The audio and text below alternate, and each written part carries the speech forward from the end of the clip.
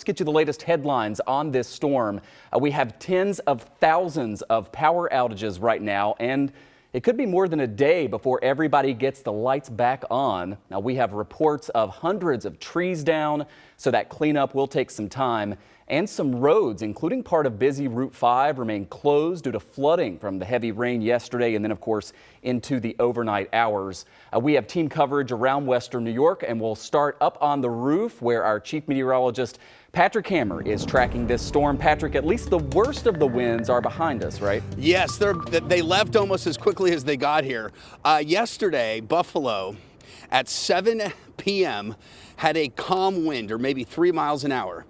10 minutes later, the winds were gusting to 45 miles an hour in 10 minutes. That's how quickly the winds came on. Let's get to the latest. First of all warnings have been canceled. A high wind warning was canceled. The lakeshore flood warning was canceled, but the winds certainly were impressive, especially early this morning. The top wind gust was out at the marina, where we had 66 mile an hour winds and water levels up 7 feet from where they were yesterday. That's a Seiche, all that water in massive waves piled up on our end of the lake. Here's some other wind reports. Warsaw, nearly 60. Batavia, nearly 60. Delavan, 56. East Aurora, 55 mile an hour winds. Hamburg, 63. The Falls, 62. So these numbers were what we were thinking, in that 60 to 65 mile an hour range with the peak gusts. Buffalo at the airport officially 59 miles an hour. Current numbers, what a change this has been. We're only in the 30s. Wind speeds are still breezy, okay? It's not that it's totally over, but the damaging winds certainly are. We're in the 30s with our wind gusts. For today, notice temperatures are gonna hold in the low 40s at best. And just, a quick peek on the bright side of things. This is what happened this morning in Holiday Valley. Some of the first snows of this season.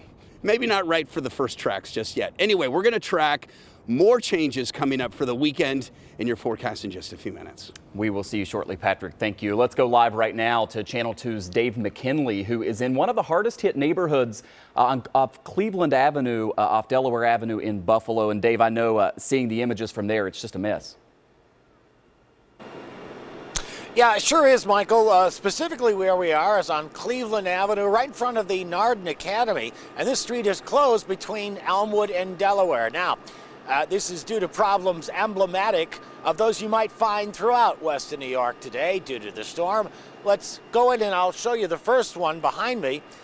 As they used to say on the McLaughlin Report, Issue 1, you can see a large tree that is down and completely blocking this street. Now, that tree has been carved up, and it is waiting for crews to come in and remove it.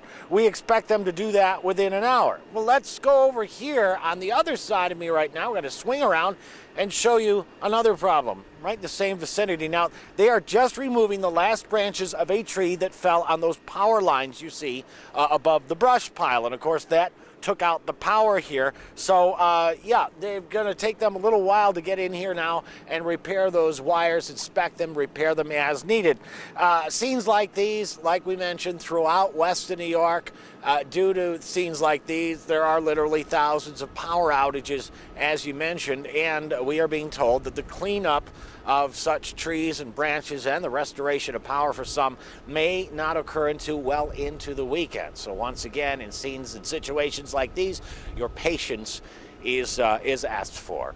Michael?